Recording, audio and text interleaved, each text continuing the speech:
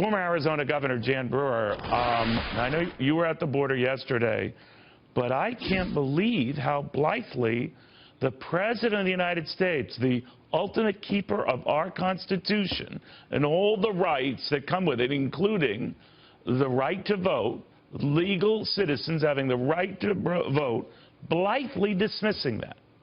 What do you think? Shocking, absolutely shocking. His comments in response to her was just above the believability line. Neil, he should have absolutely set her straight that if you're not a citizen, you don't get to vote. And just because you're in our country undocumented, you're not a citizen.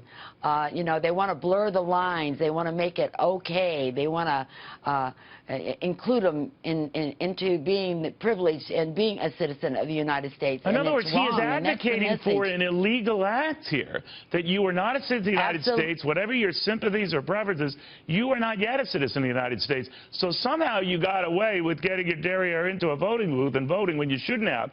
And now you have the man who protects our Constitution, a higher figure than anyone else in this country, saying, don't worry, we're not going to chase you down, as you're doing this illegal act.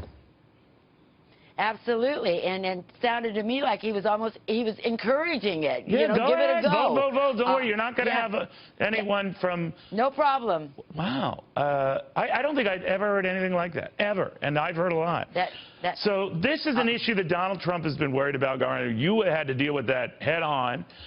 Who could forget that major airport scene with you and the president at that time, when you just let him know that this was out of control. It is still out of control, but what is your sense of where we go from here? Well, I hope that on Tuesday we find a solution in electing Mr. Trump to the presidency of the United States, and the problem will get resolved at our borders with all this illegal immigration that's coming into our country. But you know how it's being spun, though, and I know you can always look like a cruel ogre here, that, you know, these are contributing citizens. They want to be, you know, contributing and recognized people who are supporting the great American way, but they aren't yet. They aren't citizens yet. And yet our most sacred right, the right to vote, is sort of like a loosey-goosey rule. It is disturbing.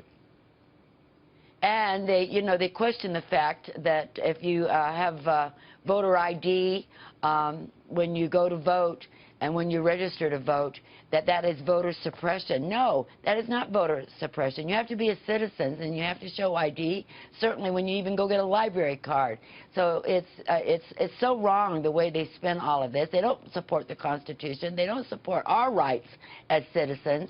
And we are concerned that when you go and vote, that you are a citizen and your vote will count. And for those undocumented people, they need to come in the right way, the legal way. And if they want to become a citizen, then stand in line and do it properly. Yeah, but it's going to be framed, Governor, as you've touched on before, that you're heartless, even racist, to in this case, advocate for the U.S. Constitution. But I digress. Amazing.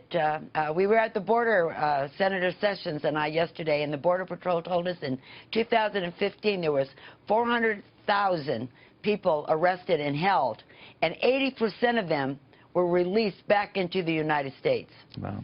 Governor, thank you very, very much. Again, I tend not to just go flying off the handle, and I don't mean to offend those who might interpret it that way, but you have the President of the United States right there saying, go ahead and do an illegal act. Go ahead, illegals, get into a voting booth. You don't have to worry about getting caught. We've got your back.